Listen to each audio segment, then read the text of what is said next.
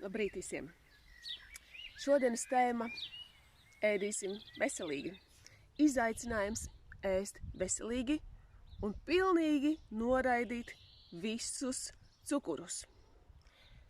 Jā, izslēdzam visus konfektes, visus saldumiņus, kūciņus un jebko, kas tik ļoti apmierina mūsu gašas kārpiņas.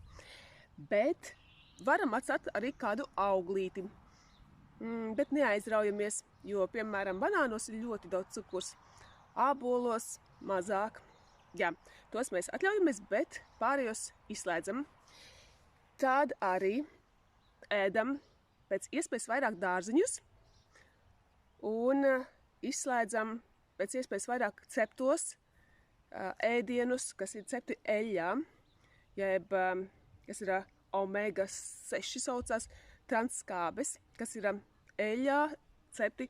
Vairāk ēdam tādus, kas ir sautēti, kas ir tvaicēti vai svaigi. Vispār ideāli ir iest svaigi. Nu, lūk, un tāpatās mēģinam, lai dārziņi būtu vismaz puse no mūsu šķīvja. Nu, ceturdaļa sliktākajā gadījumā. Pamēģinam tā. Tāpatās ar gaļu. Pamēģinam samazināt gaļas patēriņu vismaz līdz 3 reizēm nedēļā. Ideāli, ja mēs varam vispār šīs 15 dienas, nu jau 14 dienas, iztikt bez gaļas. Nu, lūk, un piedomājam pie tā, ko mēs ēdam. Mēģinam maksimāli maz lietot produktus, kas ir pusfabrikāti. Mēģinam taisīt paši, cik iespējams. Mēs varam arī sataisīt tā, kad vienu dienu sataisam priekš 4 dienām, un pēc tam ņemam līdzi uz darbu vai kur mēs ejam un tad ēdam to. Nu, lūk, un atceramies arī, kad arī šobrīd mums dārzos ir ļoti daudzi vitamīni. Vēl joprojām ir mazās gārsiņas, kuras mēs varam ēst. Un nu jau tirgū parādās arī ziemas lakši, jeb ziemas ķiploki. Man viņi te padās pie mājas ieaudzēti. Un tāpatās arī parādās gurķi, tomāti, kas Latvijā jau audzēti ir. Protams, izvēlamies vairāk Latvijas preci un īpaši mūsu zemnieku preci. Tā kā izaicinu ēst veselīgi. Un ieraksti komentārā, no kā tev būs visgrūtāk atteikties.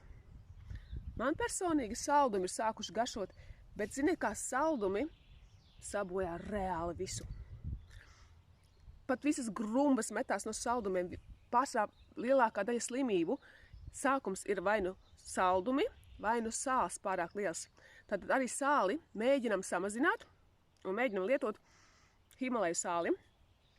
Un, ja tu gribi vairāk zināt par to, ko ēst un kā ēst un ko neēst un ko izvēlēties un ko neizvēlēties katram priekš sevis, tad iegādājies šo izstrādāto lekciju, ko Gita Ignace ir izstrādājusi, un tā lekcija nopērkama durvisuzdzīvību.lv.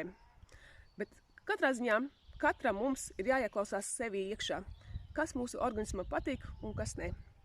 Labi, lai garšīga diena un lai forši mums sanāk atteikties no kaut kā. Uzraksti, no kā tu atteiksies. Paldies!